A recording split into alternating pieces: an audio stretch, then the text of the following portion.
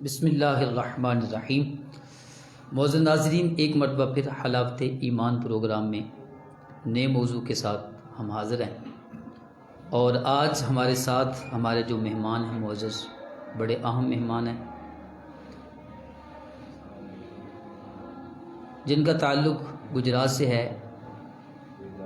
میری مراد حضرت علامہ مولانا نعیم بابر مدنی صاحب، جو دعوت اسلامی شعبہ تعلیم کے مین ہیڈ ہیں، وہ ہمارے سامنے موجود ہیں، اور ان کی پیاری اور علمی گفتگو ہم سماعت کریں گے۔ اپنے پروگرام کا ہم آغاز کرتے ہیں قرآن مجید کی تلاوت سے۔ تو قرآن پاک کی تلاوت کے لیے میں عرض کرتا ہوں کہ بلا مفتی مبشر صاحب سے کہ وہ قرآن پاک کی تلاوت سے اس پروگرام کا آغاز کریں۔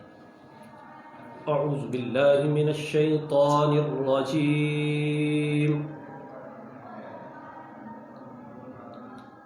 بسم اللہ الرحمن الرحیم۔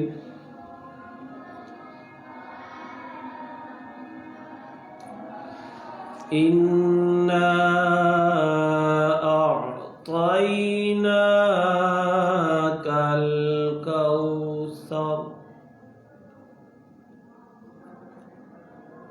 فصل لربك وانحر إن شانئك هو الأبتر۔ آمنت بالله صدق الله العظيم۔ تلاوت قرآن پاک سے پروگرام کا باقاعدہ آغاز ہو چکا ہے، اور آج انشاءاللہ نعت مبارک بھی ہمارے معزز مہمان ہی پیش فرمائیں گے نبی کریم صلی اللہ علیہ وسلم کی بارگاہ میں۔ تو میں گزارش کرتا ہوں کہ بلا مولانا نعیم بابر صاحب سے کہ وہ رسول پاک صلی اللہ علیہ وسلم کی بارگاہ میں ہدیہ عقیدت پیش فرمائیں۔ صلی اللہ علیک یا رسول اللہ وسلم علیک یا حبیب اللہ، صلی اللہ علیک یا رسول اللہ وسلم علیک یا حبیب اللہ۔ اعلیٰ حضرت امام اہل سنت، امام عشق و محبت الشاہ امام احمد رضا خان رحمۃ اللہ تعالی علیہ، آپ کے نعتیہ دیوان ہدایت بخشش سے ایک کلام پیش خدمت ہے، اور اعلیٰ حضرت رحمۃ اللہ تعالی علیہ نے اس کلام کے اندر ہیں اور خاک ہی ماوا ہے ہمارا، خاکی تو وہ آدم جد اعلیٰ ہے ہمارا، ہم خاک ہیں اور خاک ہی ماوا ہے ہمارا، خاکی تو وہ آدم جد اعلیٰ ہے ہمارا۔ اللہ ہمیں خاک کرے اپنی طلب میں، اللہ ہمیں خاک کرے اپنی طلب میں، یہ خاک تو سرکار سے تمغہ ہے ہمارا، ہم خاک ہیں اور خاک ہی ماوا ہے ہمارا، خاکی تو وہ آدم جد اعلیٰ ہے ہمارا۔ اس نے لقب خاک شہنشاہ سے پایا، اس نے لقب خاک شہنشاہ سے پایا، جو حیدر کرار کے مولا ہے ہمارا، ہم خاک ہیں اور خاک ہی ماوا ہے ہمارا، خاکی تو وہ آدم جد اعلیٰ ہے ہمارا، ہم خاک اڑائیں گے جو وہ خاک نہ پائی، ہم خاک اڑائیں گے جو وہ خاک نہ پائی، آباد رضا جس پہ مدینہ ہے ہمارا، ہم خاک ہیں اور خاک ہی ماوا ہے ہمارا، خاکی تو وہ آدم جد اعلیٰ ہے ہمارا۔ ماشاء اللہ، کیا بات ہے، ماشاء اللہ، بڑے خوبصورت انداز میں آج کے اس عظیم الشان پروگرام میں نبی کریم صلی اللہ علیہ وسلم کی بارگاہ میں ہدیہ عقیدت پیش فرما رہے تھے ہمارے معزز مہمان۔ تو آج ہمارے میزبان مہمان معزز مفتیان کرام جلوہ فرما ہیں، ان سے ہم چند سوال اور بڑے اہم موضوع پہ گفتگو سماعت کریں گے۔ آج کا ہمارا موضوع ہے میاں بیوی کے حقوق، یعنی زوجین کے آپس میں جو حقوق اور ان کی ذمہ داریاں اور معاشرے میں ان کا جو کردار ہے یہ کتنا اہم ہے قرآن مجید، نبی کریم صلی اللہ علیہ وسلم کی احادیث مبارکہ کی روشنی میں۔ تو پہلا سوال میں قبلہ نعیم بابر صاحب سے ہی عرض کروں گا حضور کہ آج کا موضوع ہمارا بڑا اسپیشل ہے، کیونکہ موجودہ زمانے کے اندر کئی موضوعات پہ ہم گفتگو سماعت کرتے ہیں، لیکن میاں بیوی کے حقوق کے حوالے سے ہم نے کبھی یہ گفتگو نہیں سنی، اور شاید میاں بیوی بھی اپنی طویل زندگی گزارنے کے باوجود آپس میں ایک دوسرے کے حقوق کو نہ جانتے ہوں جو اللہ اور اس کے رسول صلی اللہ علیہ وسلم نے بیان کیا ہے۔ تو کیا میاں بیوی کا جو آپس میں اتنا گہرا تعلق اور رشتہ ہے، تو کیا قرآن پاک کے اندر بھی ان کے بارے میں ان کے جو حقوق ہیں، ان کی جو ذمہ داریاں ہیں، ان کو بیان کیا گیا ہے؟ جی بالکل، اللہ تبارک و تعالی جل وعلا نے اپنے کلام کے اندر، قرآن کریم کے اندر میاں بیوی کے حقوق کو بھی بیان فرمایا، چونکہ قرآن تو وہ کتاب ہے کہ جس میں اللہ تبارک و تعالیٰ خود فرماتا ہے وَلَا رَطْبٍ وَلَا يَابِسٍ إِلَّا فِي كِتَابٍ مُبِينٍ، کہ رب کریم فرماتا ہے کہ ہر خشک اور تر کا بیان میں نے قرآن میں رکھا ہے۔ تو اب یعنی اگر ہم یہ دیکھیں کہ اس دنیا کے اندر اللہ تبارک و تعالیٰ جل وعلا نے جو نسل انسانی کا سلسلہ چلایا وہ ظاہر ہے شوہر اور بیوی کے ذریعے سے چلا، تو یہ تو ایک انتہائی اہم چیز ہے۔ تو جہاں رب کریم جل وعلا نے قرآن کریم کے اندر ہر خشک و تر کا بیان رکھا تو وہاں ان کا کیوں نہیں ہوگا؟ تو قرآن کریم کا جب مطالعہ کیا جاتا ہے تو الحمدللہ اس کے اندر میاں بیوی کے حقوق کو بڑے واضح انداز میں اللہ تبارک و تعالیٰ جل وعلا نے قرآن کریم میں بیان فرمایا۔ یہاں ایک میں بات پہلے یہ عرض کرتا چلوں کہ جیسے آپ نے فرمایا کہ میاں اور بیوی کے حقوق سے بعض اوقات خود میاں اور بیوی اپنی ساری زندگی آگاہ ہی نہیں ہو پاتے، اور اس کے ساتھ ساتھ پھر ہم جب اپنے معاشرے میں دیکھتے ہیں تو ہمارے معاشرے کے اندر زوج اور زوجہ یعنی میاں اور بیوی، ان دونوں کے اندر بعض اوقات اس طرح کے آزمائشیں، چپکلشیں، ناراضگیاں جنم لیتی ہیں کہ جن کی وجہ سے بعض اوقات ان کی زندگی تلخ ہو جاتی ہے، انہیں اپنی زندگی گزارنے کے اندر آزمائشیں آتی ہیں۔ تو اگر ہمارا جو آج کا سلسلہ ہے میاں بیوی کے حقوق یا شوہر اور بیوی کے حقوق، تو میں سمجھتا ہوں کہ اگر ہمارے اس سلسلے کے اندر ایسے لوگ موجود ہیں کہ جو شادی شدہ ہیں اور وہ ہمارے ویورز ہیں، اس میں چاہے وہ لیڈیز ہوں یا جینٹس ہوں، اگر آج کی ہماری ان بیان کردہ چیزوں کو وہ بغور سنیں اور اسے اپنی پریکٹیکل لائف کے اندر نافذ کرنے کی کوشش کریں تو اللہ کریم جل وعلا کی رحمت سے امید ہے کہ ان کی زندگی کے اندر کم سے کم مسائل آئیں گے۔ کیوں؟ مسائل آنے کا جو ایک بڑا سبب ہوتا ہے وہ دین سے دوری ہے، وہ قرآن کریم کے احکامات سے دوری ہے، وہ رسول اللہ صلی اللہ تعالیٰ علیہ وسلم کی احادیث کریمہ کے اندر جو پائے جانے والے احکامات ہیں ان سے ناآگاہی کی وجہ سے ہمارے ہاں معاشرے کے اندر مسائل جنم لیتے ہیں۔ تو اللہ تبارک و تعالیٰ جل وعلا قرآن کریم کے اندر پارہ نمبر 4 سورہ النساء کی آیت نمبر 19 میں اللہ تبارک و تعالیٰ ارشاد فرماتا ہے وَعَاشِرُوهُنَّ بِالْمَعْرُوفِ کہ اے ایمان والو اپنی ان ازواج کے ساتھ بھلائی کا معاملہ کرو۔ اب مفسرین کرام نے اس آیت کریمہ کے تحت لکھا کہ وَعَاشِرُوهُنَّ بِالْمَعْرُوفِ اگر فقط اللہ کے اسی فرمان کو لے لیا جائے تو اس میں مرد کی طرف سے عورت کے ساتھ ہر طرح کی جو جائز اس کی ریکوائرمنٹس ہیں، اس کی خواہشات ہیں، اس کے حقوق ہیں، وہ سارے کے سارے اس میں آ جاتے ہیں کہ آپ نے اس کے ساتھ ڈیلنگ کرنی ہے تو اچھی، آپ نے اس کے ساتھ زندگی گزارنی ہے تو اچھی، آپ نے اس کو جو اس کی زندگی کے جو حقوق ہیں جسے ہم نان نفقہ کہتے ہیں، رہائش کہتے ہیں، کھانا پینا کہتے ہیں، تو یہ ان سب کے اندر اس کے ساتھ اللہ فرماتا ہے بالمعروف، بھلائی کے ساتھ جو ہے وہ معاملہ کرنا ہے۔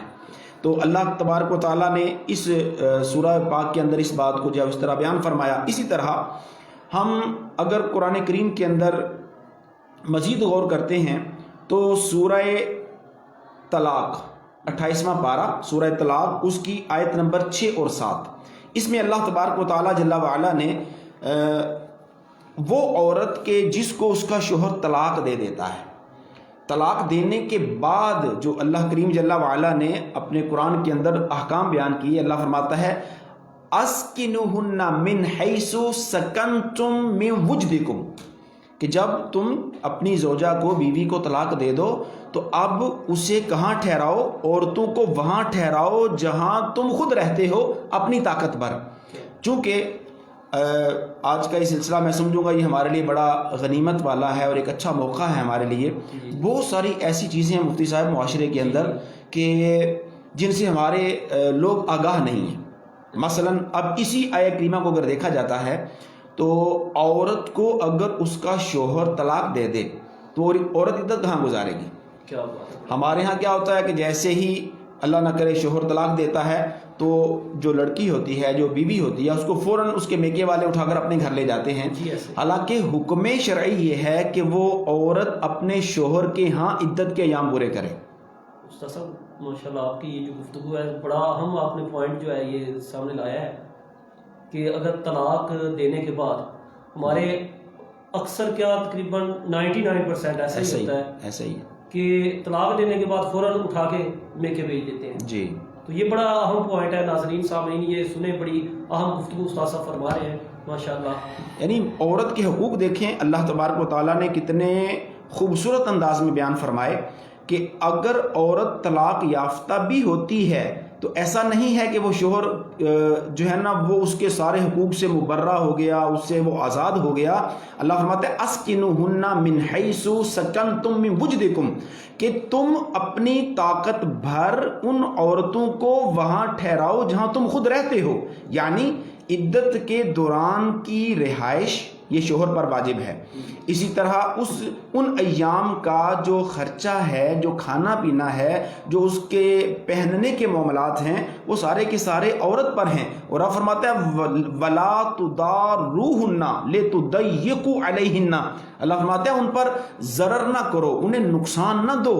کیسے؟ لِتُضَيِّقُوا عَلَيْهِنَّ کہ ان پر تم تنگی کرنی شروع کر دو، یعنی طلاق دینے کے بعد بھی جی ان کو ضرر نہیں پہنچا سکتا، طلاق دینے کے بعد بھی ضرر نہیں پہنچانا، انہیں تنگی کر کے۔ مثلا کہ اب یہ میری بیوی نہیں رہی، طلاق دے دی ہے، لہذا اب ان کو نہ کھانے کو دو، نہ پینے کو دو، نہ پہننے کو دو، نہ رہنے کو دو۔ حال یہ حکم مرد کے لیے نہیں بلکہ اس کے لیے کیا حکم ہے کہ اب اس کو کھانے کے لیے بھی عورت کو دیتے رہنا ہے عدت کے دوران تک، اس کو پینے کے لیے بھی دینا ہے، اس کو رہائش بھی دینی ہے، اس کو جو پہننے کی اس کی ضروریات ہے وہ بھی پوری کرنی ہے۔ یعنی نان و نفقے کے اعتبار سے بالکل ایک رائے کے دانے برابر بھی فرق نہیں کرنا۔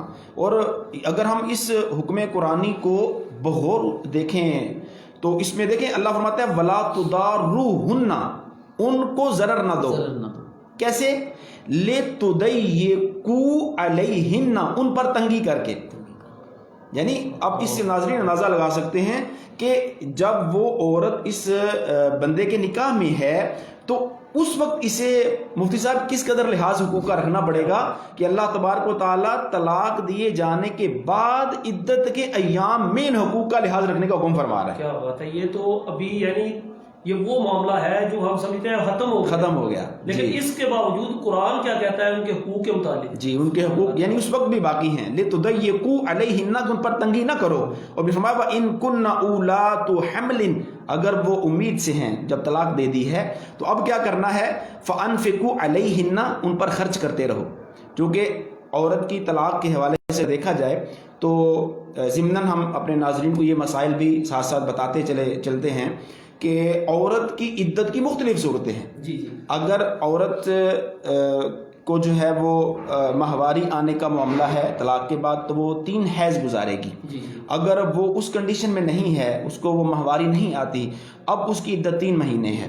اگر وہ عورت امید سے ہے, اس کو امید ہے, تو ایسی صورت میں بچے کو جنم دینا یہ عورت کی عدت ہے. اب چونکہ بعض اوقات ایسا ہوگا کہ عورت کو جو ہے وہ دوسرا مہینہ ہے, تیسرا مہینہ ہے, اب وہ امید سے ہے, تو اب ایک لمبا عرصہ چلنا پڑے گا اس کے حمل کو. تو اللہ کریم جل وعلا فرماتا ہے کہ اگر وہ امید سے ہیں تو کیا کرو فَأَنفِقُوا عَلَيْهِنَّ ان پر خرچ کرتے رہو. کہاں تک حَتَّى يَدَعْنَ حَمْلَهُنَّ یہاں تک کہ وہ اپنے بچے کو جنم دیں, وہ بچہ پیدا ہو جائے. فَإِنْ أَرْضَعْنَ لَكُمْ اب بچہ پیدا ہوا, اب وہ عورت اپنے ہی بچے کو دودھ پلاتی ہے. تو اللہ فرماتا ہے کہ فَإِنْ أَرْضَعْنَ اگر وہ عورتیں اپنے ان بچوں کو دودھ پلائیں طلاق ہو جانے کے بعد, بچہ پیدا ہو جانے کے بعد, تو کیا کرنا ہے. اللہ فرماتا ہے فَإِنْ أَرْضَعْنَ لَكُمْ فَآتُوهُنَّ أُجُورَهُنَّ اس دودھ پلانے کی انہیں اجرت پیش کرو. کیا یعنی دیکھیں حضور والا کہ اگر میں سمجھتا ہوں کہ ہمارے آج کے مرد, ہمارے آج کے اس زمانے کے جو شوہر ہیں, اگر وہ ان اللہ تبارک و تعالیٰ کی ان بیان کردہ چیزوں کو سمجھیں, اپنے پلے باندھیں, تو مجھے نہیں لگتا کہ طلاق تک کے آنے کی نوبتیں آئیں. حالانکہ قرآن کریم ہمیں طلاق دیے جانے کے بعد بھی عورت کے ساتھ کیسے معاملات کرنے کا حکم ارشاد فرمایا ہے. کا حکم ہے طلاق دینے کی, بلائی کا, نیکی کا, خیر کا, یعنی بالمعروف کا مطلب جیسے میں نے شروع میں عرض کیا کہ معروف میں گویا مرد کی طرف سے ہر طرح کی بھلائی شامل ہو جاتی ہے. تو اللہ کریم جل وعلا فرما رہا ہے کہ اگر وہ اپنے ہی بچے کو پیدا کرنے کے بعد اسے دودھ پلائیں, چونکہ ابھی اس کی بیوی نہیں ہے, اس کی عدت بھی گزر گئی, یہ اس کے نکاح سے نکل گئی, اب اس بچے کو جو دودھ پلانے والا کام ہے وہ گویا اس کی اس ماں پر اب شرعاً واجب نہ رہا. اب یہ اس بچے کے باپ پر ہے کہ وہ اپنے بچے کو دودھ پلانے کے لیے کسی دائی کا اہتمام کرے. اللہ فرماتا ہے فَإِنْ أَرْضَعْنَ اگر وہی ماں اپنے بچے کو اپنے شوہر سے طلاق یافتہ ہونے کے بعد دودھ پلاتی ہے, تو اب مرد نے کیا کرنا ہے فَآتُوهُنَّ أُجُورَهُنَّ اب یہ اس عورت کو جو اس کے لیے اب اجنبی ہے دودھ پلانے کی اجرت پیش کرے, پیسے پیش کرے. یعنی اب بھی وہ احسان تو کر ہی رہی ہے نا, بالکل احسان کر کی, کیونکہ اس کے بچے کو دودھ پلا رہی ہے. ہاں بچہ اس میں ضروری والا بات یہ ہے کہ ہو سکتا ہے ہمارے ناظرین کے ذہن میں یہ بات آئے کہ جی وہ اس کا اپنا بچہ ہے تو اپنے بچے کو دودھ پلانے پر پیسے کیوں لے. تو ناظرین یہ بات یاد رکھیے گا کہ جب بچہ پیدا ہو گیا, اب بچے کے پیدا ہونے کے بعد اللہ فرماتا ہے وَعَلَى الْمَوْلُودِ لَهُ رِزْقُهُنَّ وَكِسْوَتُهُنَّ کہ جو اپنا مولود لہو, یہ اس کو میں آسان اگر اردو میں بولوں تو اس کا مطلب ہے شوہر. شوہر پر عورتوں کا یعنی بیویوں کا کیا ہے رزق ہننا, ان کے لیے یعنی کھانے کا اہتمام, وقسوت ہننا اور پہنانے کا, یہ مرد پر جو ہے وہ واجب ہے. یعنی گویا ایک دوسرے مقام پر اللہ تعالیٰ نے وَعَلَى الْمَوْلُودِ لَهُ رِزْقُهُنَّ وَكِسْوَتُهُنَّ فرما کر یہ حق بھی بیان کر دیا کہ کھانا پینا اور پہنانے کا جو حق ہے یہ مرد پر ہے کہ عورت کے لیے اہتمام کرے. اور اسی طرح جب بچہ پیدا ہوگا تو اس بچے کے جو حقوق ہیں وہ اس کے والد پر آئیں گے. اس کے لیے کھانا پینا, پہنانا, اس کی رہائش, اس کے لیے دودھ پلانے کا اہتمام کرنا, یہ سارے کا سارا جو ہے وہ شوہر پر لازم ہوتا ہے. اس لیے اگر وہی عورت کہ جو اس بچے کی ماں ہے لیکن وہ اپنے شوہر کی بیوی نہ رہی, طلاق ہو چکی ہے, تو ایسی صورت میں اگر وہ عورت اپنے بچے کو دودھ پلاتی ہے تو شوہر گویا اپنی اس بیوی کو جو پہلے تھی ماضی میں تھی اب نہیں ہے تو وہ اس عورت کو گویا دودھ پلانے پر اجرت پیش کرے گا. تو یوں اللہ تبارک و تعالیٰ جل وعلا نے قرآن پاک کے اندر بیوی تو نہ رہی لیکن بچوں کی ماں تو ہے نا. اس کے بچوں کی ماں تو ہے جی. لیکن یہاں جو ہم جس کو پوائنٹ آؤٹ کرنا چاہ رہے ہیں کہ اس بچے کو دودھ پلانے پر اجرت اس کے باپ پر لازم ہے کہ وہ اس عورت کو اب بھی اپنے بچے کے دودھ پلانے پر اجرت پیش کرے گا. اسی طرح ہم آگے اگر چلتے ہیں اسی سورہ طلاق کے اندر تو اللہ تبارک و تعالیٰ جل وعلا نے مزید اس بات کو ارشاد فرمایا لِيُنْفِقْ ذُو سَعَةٍ مِّن سَعَتِهِ. اللہ فرماتا ہے کہ جو قدرت والا ہے, جو اختیار رکھتا ہے, قدرت والا ہے, وہ کیا کرے, وہ اپنی قدرت کے مقابل عورت کو نفقہ دے, خرچہ دے, جیسی اس کی کیفیت ہے. اور یہاں تک کہ اسی آیہ کریمہ کے اندر اللہ کریم جل وعلا فرماتا ہے وَمَنْ قُدِرَ عَلَيْهِ رِزْقُهُ, اگر شوہر ایسا ہے کہ جس پر اللہ تعالیٰ کی طرف سے ہی رزق میں تنگی ہے, وہ زیادہ مال والا نہیں ہے, وہ زیادہ صاحب ثروت نہیں ہے, وہ زیادہ صاحب مال و زر والا نہیں ہے, تو ایسی صورت میں اللہ فرماتا ہے وَمَنْ قُدِرَ عَلَيْهِ رِزْقُهُ, اگر اس شوہر پر من جانب اللہ رزق تنگ کیا ہوا ہے, اس کو مال کی کمی ہے, وہ غریب بندہ ہے, تو اب ایسے اس میں ہماری عقل کیا کہے گی کہ جی اس شوہر پر اب خرچہ نہیں ہونا چاہیے, وہ تو خود تنگی میں ہے, وہ خود عسرت میں ہے, وہ خود پریشانی میں ہے.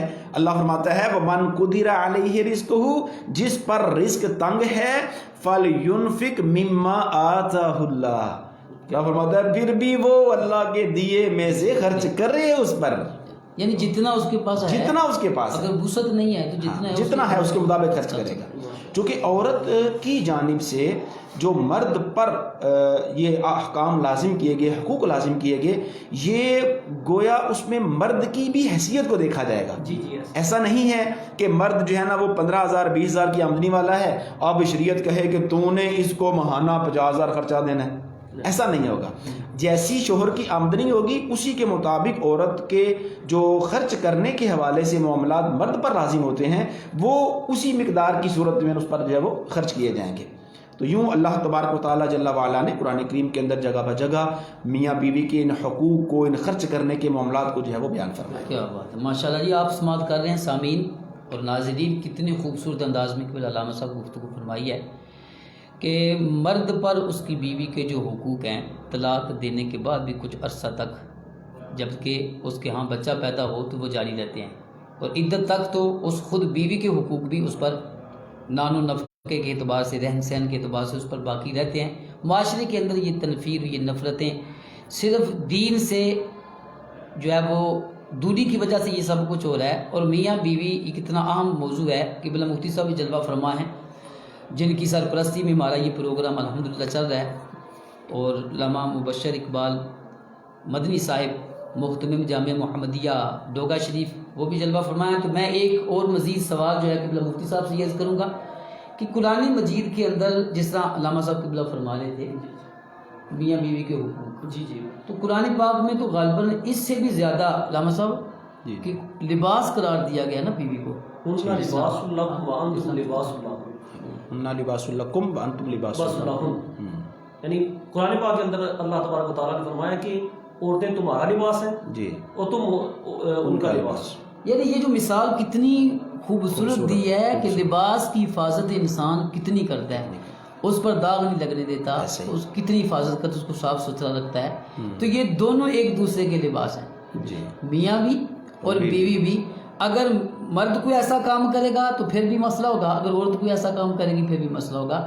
دونوں کو ایک دوسرے کی عزت کی حفاظت کرنی ہے, اور ایک دوسرے کے ساتھ ان کا جو تعلق ایسے ہی ہے جیسے جسم کا لباس کے ساتھ تعلق. کیا خوبصورت قرآن پاک میں بیان فرمایا. تو اب ہم آگے مزید چلتے ہیں کیونکہ ٹائم ہمارے پاس کم ہے, سوال کافی ہیں. تو ہمارا پروگرام تو یہی ہے کہ اس متعلق ہم خوب اچھی جو ہے وہ گفتگو قبلہ علامہ صاحب سے سماعت کریں, مفتی صاحب سے. اس لیے مفتی صاحب سے سوال کم ہو رہے ہیں کیونکہ مین ہمارے میزبان تو یہی ہیں. تو آج مہمان خصوصی سے زیادہ ہم جو ہے نا وہ سوالات کریں گے قبلہ مفتی صاحب کی اجازت سے. تو علامہ صاحب یہ جو آج کل میاں بیوی کے اندر اختلافات ہیں, جی اور عام طور پر یہ اختلافات بہت زیادہ نا آگے بڑھ جاتے ہیں، جہاں تک طلاق تک نوبت آتی ہے، بلکہ یہاں تک کہ مار دھاڑ تک، گالی گلوچ تک نوبت آ جاتی ہے، حالانکہ وہ دونوں ایک دوسرے کا لباس ہیں۔ ایسا ہی ہے۔ تو کیا اس کا بھی کوئی حل ہمارے معاشرے میں اسلام نے ہمیں اس کا بھی کوئی حل دیا ہے کہ میاں بیوی کے درمیان جو اختلافات ہیں اس کے اسباب عام طور پہ کیا ہیں، اور پھر ان اختلافات اور ان لڑائیوں جھگڑوں کے جو اس کا جو حل قرآن و سنت میں بیان کیا گیا وہ بھی ارشاد فرما دیں۔ بالکل، قرآن کریم کے اندر بھی اللہ تبارک و تعالیٰ جل وعلا نے اگر میاں بیوی کے مابین اختلاف ہو جاتا ہے تو اس کا بھی طریقہ ارشاد فرمایا کہ کس طرح وہ آپس میں صلح کی کوشش کریں، اور اسی طرح اگر ہم احادیث کریمہ میں دیکھتے ہیں تو وہاں پر بھی ہمیں یہ چیزیں جو ہے وہ الحمدللہ کثرت سے ملتی ہیں۔ بات صرف یہ ہے کہ یہاں جو ہمارے ہاں پرابلمز ہیں نا وہ دین سے دوری کی وجہ سے، یعنی عموماً ہم جو معاشرے کے اندر دیکھ رہے ہیں کہ یہاں شادی ہوئی لڑکی لڑکے کی اور کچھ ہی عرصے کے بعد مسائل شروع ہو جاتے ہیں۔ مفتی امجد علی اعظمی رحمہ اللہ نے بہار شریعت کے اندر، صاحب بہار شریعت، آپ نے حقوق زوجین کے باب کے اندر بڑی خوبصورت سے گفتگو فرمائی۔ آپ فرماتے ہیں کہ آج اگر فی زمانہ دیکھا جائے تو میاں اور بیوی کے اندر جو نزاع ہے، جو جھگڑے ہیں، وہ اس بنا پر ہیں کہ ہر ایک اپنے حقوق کے مطالبات میں لگا ہوا ہے۔ جی جی جی جی، یعنی بیوی یہ کہہ رہی ہے میرا یہ حق ہے پورا کرو، مجھے یہ چاہیے یہ اللہ کر دو، شوہر کہتا ہے کہ تو میرے حقوق پورے نہیں کرتی، مجھے تجھ سے یہ ریکوائرمنٹس ہیں۔ تو گویا ہر فرد ان دونوں میں سے اپنے حقوق کی طلبی میں لگا ہوا ہے، جی جی، جس کی بنا پر آپس میں ناراضگیاں، آپس میں جو ہے وہ نچاکیاں ہیں، حتیٰ کہ بعض اوقات نوبت طلاق تک چلی جاتی ہے۔ یعنی ایسے بھی واقعات اس وقت میرے ذہن میں آ رہے ہیں جو خود مجھ سے پوچھے گے، شادی ہوئے 1 ہفتہ ہوا ہے اور دولہا مجھے فون کر رہا ہے کہ جی میری بیوی کا یوں مسئلہ ہے، یہ پرابلم ہے، میں اس کو طلاق دینا چاہتا ہوں۔ 1 مہینے کے بعد فون آ رہا ہے جی 1 ماہ ہوا شادی کو تو میں ان کو نہیں رکھنا چاہتا، میں ان کو طلاق دینا چاہتا ہوں۔ یعنی اس قدر کثرت سے معاشرے کے اندر طلاقیں ہو رہی ہیں، آپس میں نا اتفاقیاں اور ناچاکیاں پیدا ہو رہی ہیں کہ اللہ کی پناہ۔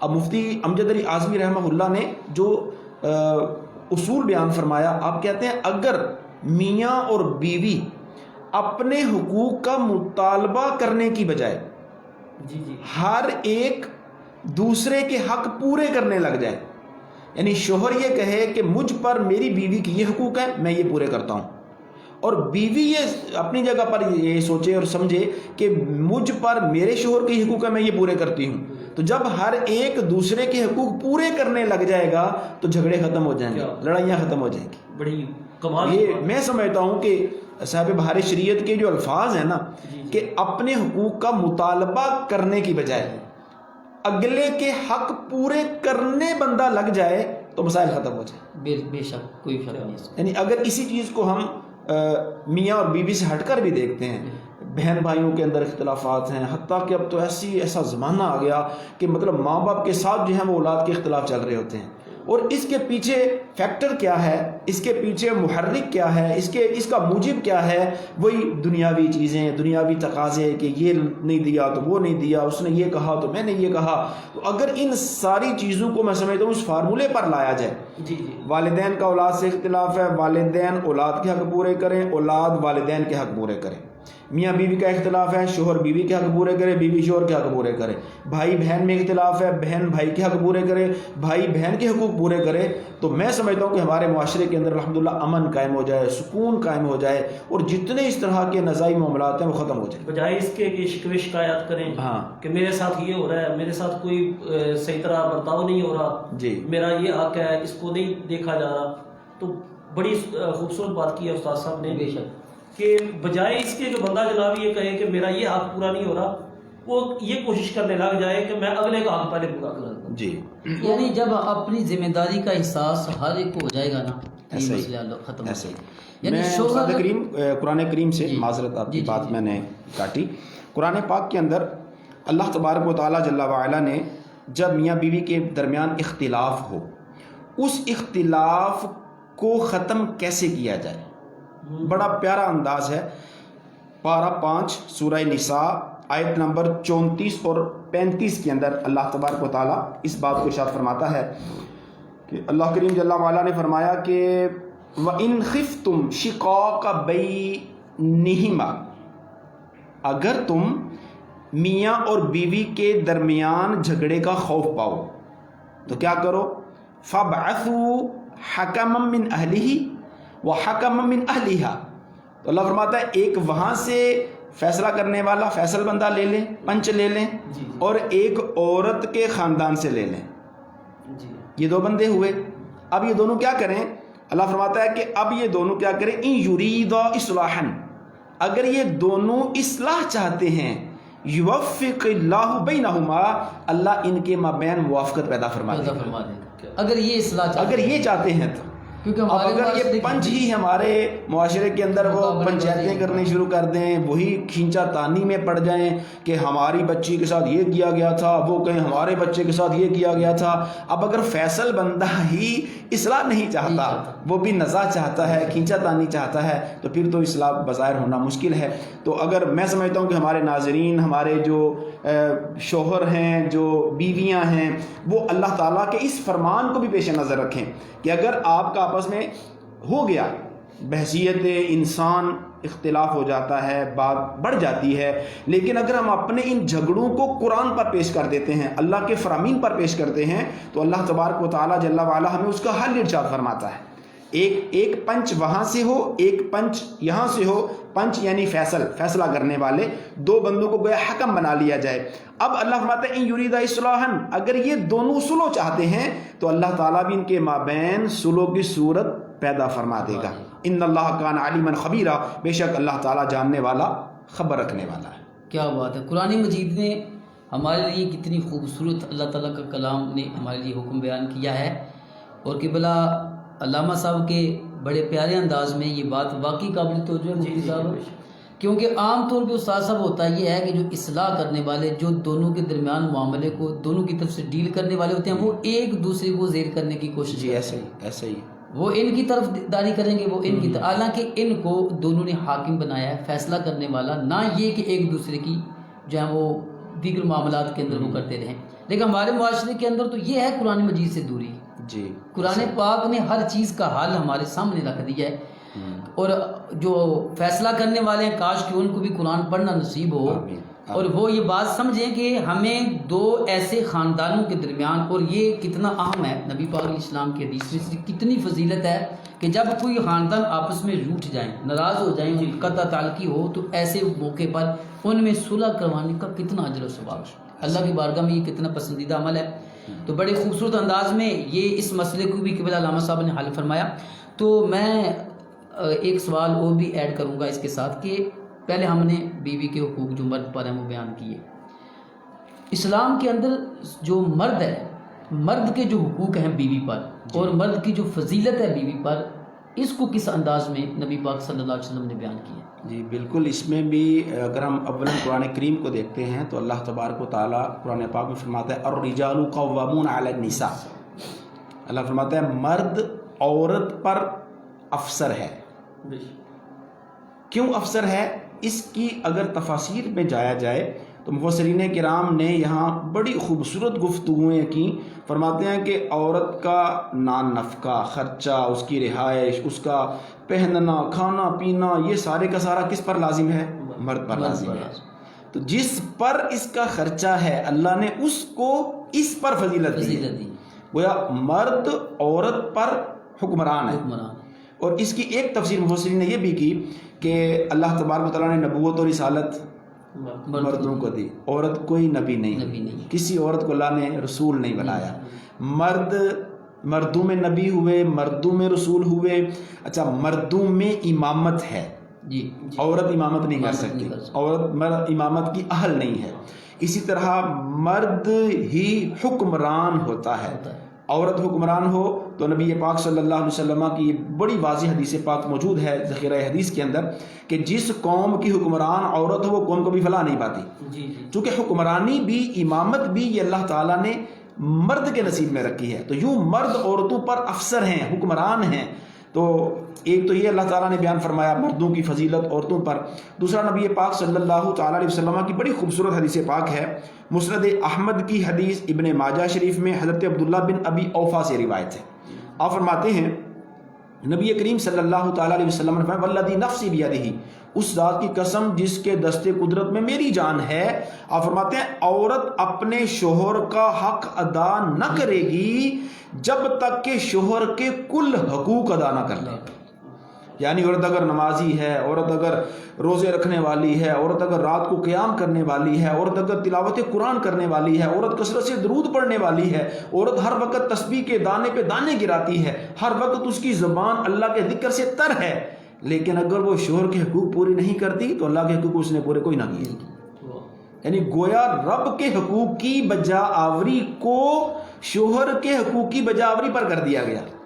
اور اس سے بھی بڑھ کر ایک حدیث مبارکہ مفتی صاحب مسند احمد میں سیدنا انس رضی اللہ تعالیٰ عنہ سے روایت ہے، نبی پاک صلی اللہ تعالیٰ علیہ وسلم فرماتے ہیں کہ اگر مرد کے قدم سے لے کر اس کے سر تک پیپ بہے، کج لہو بہے، کچا پیپ والا خون بہے، اور عورت اسے چاٹے، اپنی زبان سے اس کے بدن کو پیپ سے صاف کرے، تو نبی پاک صلی اللہ علیہ وسلم نے فرمایا پھر بھی اس نے حق شوہر ادا نہ کیا. اللہ اکبر.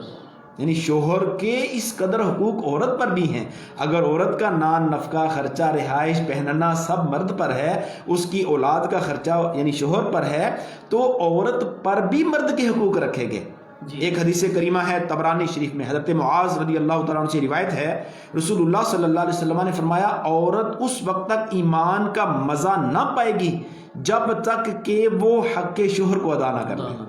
اللہ اکبر. اور بہت ہی خوبصورت ایک حدیث مبارکہ ان ہماری بہنوں کے لیے جو شادی شدہ ہیں، جو شوہر والیاں ہیں، تو میں ان کو بالخصوص جو ہے وہ مخاطب کر کے عرض کروں گا کہ آپ اس حدیث مبارکہ کو اگر اپنے دل و دماغ میں جگہ دے دیں تو آپ کے لیے جنتی ہونا بہت آسان ہو جائے. حلیہ میں ابو نعیم سے روایت ہے، ابو نعیم نے حضرت انس رضی اللہ تعالیٰ عنہ سے روایت کی کہ رسول اللہ صلی اللہ علیہ وسلم نے فرمایا عورت جب 5 نمازیں پڑھے، اللہ کی فرمان بردار ہے، ماہ رمضان کے روزے رکھے اور اپنی عفت یعنی پاک دامنی کی حفاظت کرے اور شوہر کی اطاعت کرے، تو نبی پاک علیہ الصلوۃ والسلام فرماتے ہیں تو جنت کے جس دروازے سے چاہے داخل جنت. یعنی عورت نمازی ہو، ماہ رمضان کے روزے رکھنے والی ہو، اور اس کے ساتھ فرمایا اپنی عزت کی حفاظت کرنے والی ہے. تو ساسا وہ جو مشہور روایت ہے حضرت ابوبکر صدیق رضی اللہ تعالیٰ عنہ، جن کے لیے کہا گیا کہ ایک صحابی ہے باب الریان، جی، جس کے لیے کہا گیا روزے دار جو ہے یہ فلاں دروازے سے داخل ہوگا، کوئی ایسا بھی ہوگا جو ہر دروازے سے داخل جائے گا. تو یہ فرمایا کہ وہ حضرت ابوبکر صدیق رضی اللہ تعالیٰ یعنی ان کے لیے بھی ہے، اور یہاں بھی کتنی اعلیٰ اس کے لیے گویا فضیلت اور نعمت کی بات ہے کہ اگر یہ اللہ کی فرما بردار ہو کر اپنے شوہر کی فرما بردار بن جائے، اللہ کے حقوق جو واجبہ ہیں اللہ کی جانب سے، نمازیں ہیں، روزے ہیں ماہ رمضان کے، اور جو اپنی عزت کی حفاظت کا معاملہ ہے، اگر یہ تینوں کام کرنے کے ساتھ ساتھ اپنے شوہر کی فرما بردار ہو جاتی ہے تو میرے آقا نے فرمایا کہ وہ جنت کے جس دروازے چاہے داخل جنت ہو جائے. ماشاءاللہ. یہ حدیث مبارکہ کیا یہ حدیث مبارکہ ہماری مائیں بہنیں جس طرح آپ نے فرمایا اس پہ عمل کر لیں تو ان کے لیے جنت کا راستہ بہت آسان ہے. میں سمجھتا ہوں کہ علامہ صاحب اس زمانے میں ماؤں کا کردار بڑا اہم ہے. ایسا ہی بیٹوں کے لیے بھی کیونکہ انہوں نے شوہر بننا ہے، بیٹیوں کے لیے بھی کیونکہ بیٹیاں بیویاں بنیں گی. اگر ماں اپنا کردار ادا کر دے بحیثیت ماں، بحیثیت بیوی، یعنی جو اس کے یہ سارے تعلق اور رشتے، ماں بنتی ہے، بیوی بنتی ہے، بہن بنتی ہے، بیٹی بنتی ہے، ایک عورت کے یہ مختلف مقام ہیں، یہ اس کے یہ سارے رشتے اور اس کے تعلقات ہیں، لیکن سب تعلقات سے اہم تعلق میاں بیوی کا، یعنی باپ بیٹی کا بھی وہ تعلق نہیں ہے جو میاں بیوی کا ہے، بہن بھائی کا بھی وہ تعلق نہیں ہے جو میاں بیوی کا ہے. لیکن افسوس اس بات پر ہے کہ پھر یہ میاں بیوی کے تعلقات جب خراب ہوتے ہیں تو اولادیں جو ہیں وہ، نسلیں جو ہیں وہ تباہ ہو جاتی ہیں، خاندان تباہ ہو جاتے ہیں. تو استاد صاحب نے بڑی خوبصورت گفتگو ارشاد فرمائی ہے اور شوہر کے جو حقوق بیان کیے، یہ بات بھی استاد صاحب واضح فرما دیں کہ یہ قرآن و سنت نے کوئی بے انصافی نہیں کی، نہیں، بلکہ یہ اللہ تعالیٰ نے اس عورت کی عزت کی حفاظت فرمائی. ایسے ہی اصل میں یہ اس کے لیے رحمت ہے، اس کے لیے نعمت ہے. جی. کیونکہ اگر عورت حاکم ہو، اگر عورت کو یہ جو مرد کو خصوصیات ملی ہیں عورت کو ملیں، تو اس میں عورت کا تحفظ نہیں ہے. جی. کہ عورت کا تحفظ اسی میں ہے کہ وہ ایک ہی مرد کی سرپرستی میں اپنی زندگی سکون سے گزارے. یہ اس کی عزت اسی چیز کے اندر ہے. اور وہ ایک شوہر کے سائے میں رہ کر اپنی زندگی کو گزارے. اور شوہر جو حاکم ہے، لیکن حاکم کا مطلب یہ نہیں کہ جو وہ اپنی مان مانی جو ہے نا، نہیں، وہ تو ہم نے حقوق زوجہ بیان کیے ہیں کہ شوہر پر بیوی کے کیا حقوق ہیں. اگر مرد کو قرآن پاک نے عورتوں پر افسر کہا، یہ تو نہیں کہا کہ مرد جو چاہے عورت پر کرے، ایسا نہیں ہے. بلکہ اگر آپ مجھے اجازت دیں تو مسند امام حاکم نے اپنی مسند کے اندر اس حدیث پاک کو روایت کیا، جو سیدہ عائشہ رضی اللہ تعالیٰ عنہ سے روایت ہے کہ نبی پاک صلی اللہ علیہ وسلم نے فرمایا، عورت پر سب آدمیوں سے زیادہ حق اس کے شوہر کا ہے. اللہ، آپ نے جو بات اشارہ فرمائی نا کہ وہ رشتہ بھائی اور بہن کا آپس میں نہیں ہے جو میاں اور بیوی کا ہے، وہ رشتہ بیٹی اور باپ کا آپس میں نہیں ہے جو میاں اور بیوی کا ہے. یعنی بیٹی پر یہ نہیں کہا کہ سب سے زیادہ حق اس کے باپ کا ہے، بلکہ کیا کہا، عورت پر سب سے بڑا اور زیادہ حق اس کے شوہر کا ہے، اور مرد پر اس کی ماں کا ہے. اللہ. اب یہاں بھی دیکھیں نا کہ مرد افسر ہے، لیکن افسر اپنی ماں پر تو افسر نہیں ہے، ماں بھی تو عورت ہی ہے نا. اگر آج یہ جو شوہر کی بیوی ہے، کسی کی ماں بھی تو ہے. اگر اس کا شوہر اس پر افسر ہے تو اس کی ساری اولاد جو نرینہ اولاد ہے، جو اس کے بیٹے ہیں، وہ سارے اس کے غلام ہیں.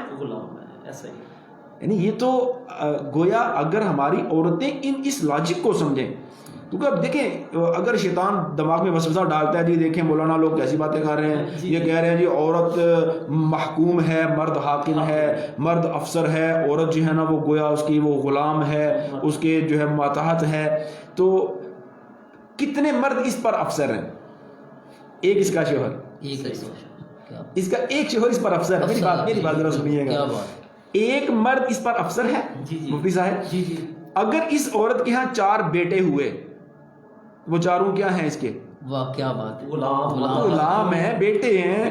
یعنی وہ ایسے غلام ہیں اپنی ماں کے کہ اپنی ماں کے قدم دھو دھو کے پئیں، اپنی ماں کے ہاتھ چوم چوم کے زندگی گزار دیں، اس کی پیشانی کے بوسے لے لے کے زندگی گزار دیں، پھر بھی حق ماں ادا نہیں کر سکتے. واہ کیا بات. تو یہ فقط سمجھنے کی بات ہے. مرد کا افسر ہونا، شوہر افسر ہے بیوی پر، شوہر نگہبان ہے، شوہر اس کی عزت کا محافظ ہے. تو اب اسی بات کو اگر وہ پازیٹیولی لیتی ہے تو میں سمجھتا ہوں کہ اس کو پازیٹیو ہی لینا ہے. نیگیٹو لینا تو شیطانی کام ہے کہ یہ یوں نہیں تو وہ نہیں. قرآن نے، احادیث نے، رسول اللہ نے، اللہ نے ہر ایک کو وہ حق دیے جس کی وہ اہل تھے. مرد کو وہ ملے جس کا یہ حال ہے، عورت کو وہ ملے جس کی وہ حال ہے، اولاد کو وہ ملے جس کی وہ حال ہے. اب یعنی مرد اگر نبی ہوئے تو کس کے تھے؟ کسی ماں کے بیٹے ہی تھے نا. تو کیا ماں کو فضیلت نہیں ہے؟ ولی اگر ولی تھے تو کسی ماں کا ہی بیٹا تھا نا. اب غوث اعظم رحمہ اللہ کی کتنی فضیلت ہے، داتا صاحب رحمۃ اللہ کی کتنی فضیلت ہے، لیکن ہے تو کسی عورت کے بیٹے. تو عورت کو تو فضیلت انڈرسٹوڈ مل گئی. اب بڑے سے بڑا غوث، بڑے سے بڑا قطب، بڑے سے بڑا ابدال، بڑے سے بڑا اوتاد، بڑے سے بڑا ولی، اب تو جنت کو اس کی ماں کے قدموں کے نیچے. کیا بات، کیا بات. یعنی عورت کی اتنی بڑی فضیلت ہے. لیکن موجودہ زمانے میں یہ جو لبرل قسم کے لوگ ہیں، الہاد پرست جو لوگ ہیں، لیکن عورت کی آزادی، اگر وہ والی عورت کو آزادی مل جائے تو پھر ادھر تو ایک اس کا حاکم ہے نا، تو وہاں کتنے حاکم بن جائیں گے.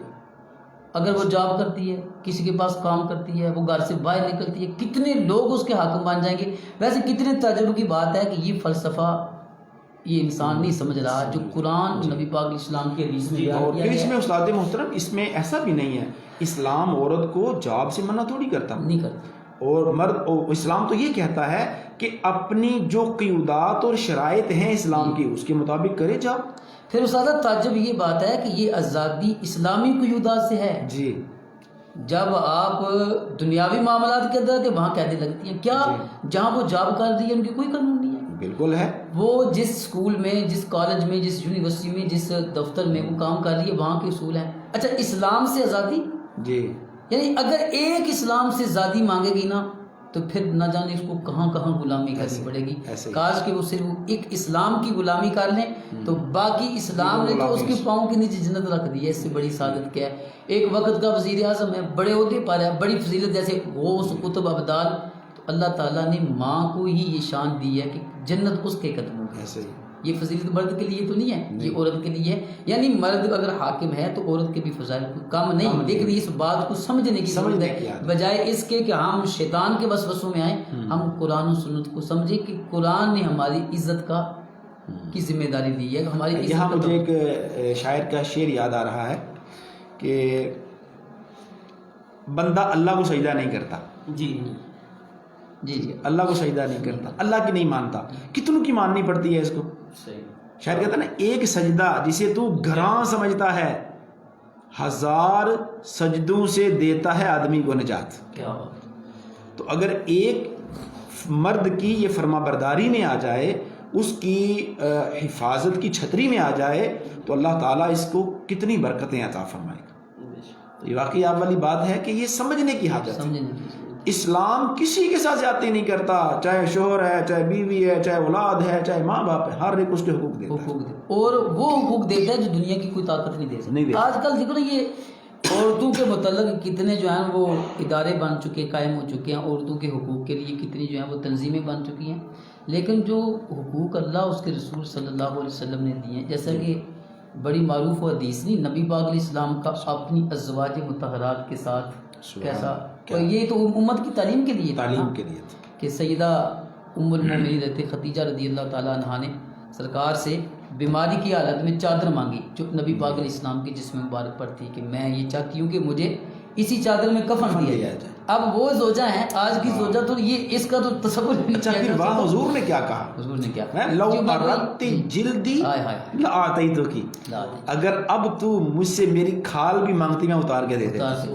یعنی حضور کا صلی اللہ علیہ وسلم اپنی زوجہ سے کتنا محبت اور پیار کا انداز ہے, اور ان کا بھی کتنا پیار والا انداز ہے. حضور جو آپ کے مبارک بدن پر چادر ہے, مجھے یہ کفن میں دیجیے. یعنی شوہر کا کردار اس انداز کا ہونا چاہیے کہ عورت کی بھی تمنا ہو کہ اس کے جسم کے ساتھ جو لباس ہے وہ مجھے برکت کے لیے مل جائے. اور پھر شوہر بیوی کا بھی کردار ایسا ہونا چاہیے کہ رسول پاک علیہ السلام نے جو ارشاد فرمایا نا کہ اگر آپ مجھ سے میری جلد بھی مانگتی تو میں تمہیں. پھر یہاں استاد محترم ایک اور حدیث پاک میرے ذہن میں آ رہی ہے, جس میں نبی پاک صلی اللہ علیہ وسلم فرماتے ہیں خیرکم خیرکم لأہلکم, یعنی اے مردو تم میں سب سے اچھا مرد وہ ہے جو اپنی گھر والی کے حق میں اچھا ہے.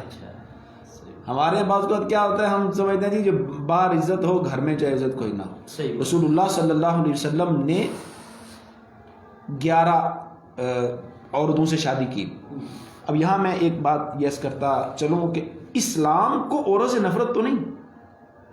اگر اسلام کو عورت سے نفرت ہوتی تو کیا اللہ 11 اپنے محبوب کے نکاح میں آنے دیتا؟ تو رسول اللہ صلی اللہ تعالیٰ علیہ وآلہ وسلم کا گویا 11 عورتوں سے شادی کرنا یہ بھی عورت کے ساتھ ایک محبت کا انداز ہے. تو اسلام اس کو پروٹیکٹ کرتا ہے, اسلام اس کی حفاظت کرتا ہے. اسلام اگر اس کو پردہ اور 4 دیواری کا حکم دے رہا ہے, یا اگر وہ جاب کرتی ہے تو اس کو کچھ جو کنڈیشنز لگاتا ہے وہ اس کی عزت کی حفاظت کے لیے, تاکہ اس کی عزت پامال نہ ہو, یہ بے آبرو نہ ہو, یہ آبرو والی رہے, عزت والی رہے, تحفظ والی رہے. اور اسلام الحمدللہ جیسے میں نے پہلے عرض کیا کہ یہ تو اگر کوئی نعوذ باللہ مسلمان یہ سمجھے گا کہ بھئی میں فلاں حیثیت میں دنیا میں ہوں تو میرے اوپر اللہ رسول نے زیادتی کی ہے, تو دار اسلام سے خارج ہو جائے گا. حیثیت مسلمان اسے یہ عقیدہ رکھنا ہے کہ رب رسول نے جو احکام دیے ہیں وہ وہی دیے ہیں جو اس کے حق میں بہتر تھے. بے شک ماشاء اللہ جی, بڑی خوبصورت انداز میں بڑی پیاری گفتگو کی بلا علامہ مولانا نعیم بابر مدنی صاحب نے فرمائی. مفتی صاحب بھی ہمارے ساتھ جلوہ فرما تھے, تو بار بار ہم سوال آج مفتی صاحب سے اس لیے نہیں کیے کہ ان کی طبیعت جو ہے ایک تو ناساز ہے, وہ خود فرما رہے تھے کہ آج میں تھوڑا سا جو ہے نا وہ سائڈ پہ رہوں گا, تو کیونکہ وہ زیارت ان کی ضروری تھی تو میں نے عرض کیا تھا کہ آپ تشریف لائیں, آپ اپنی زیارت اپنے ناظرین کو کروائیں تاکہ وہ مطمئن رہیں. تو علامہ صاحب ماشاءاللہ بڑے اچھے انداز میں گفتگو فرما رہے تھے. تو اب میں آخر میں قبلہ مفتی صاحب سے عرض کروں گا کہ دعائے خیر. الحمدللہ رب العالمین والعاقبۃ للمتقین والصلاۃ والسلام علی سید الانبیاء والمرسلین. اللہم ربنا آتنا فی الدنیا حسنۃ وفی الآخرۃ حسنۃ وقنا عذاب النار. یا رب العالمین، یہ جو پروگرام شروع کیا ہے مولا، اس کو تصبح قیامت آباد اور ارشاد فرما. یا رب العالمین، میں دین کے ساتھ مخلص بننے کی توفیق عطا فرما. یا رب العالمین، اساتذہ کا زیر سایہ میں رہنے کی توفیق عطا فرما. وصلی اللہ تعالی علی رسولہ خیر خلقہ محمد وعلی آلہ واصحابہ اجمعین.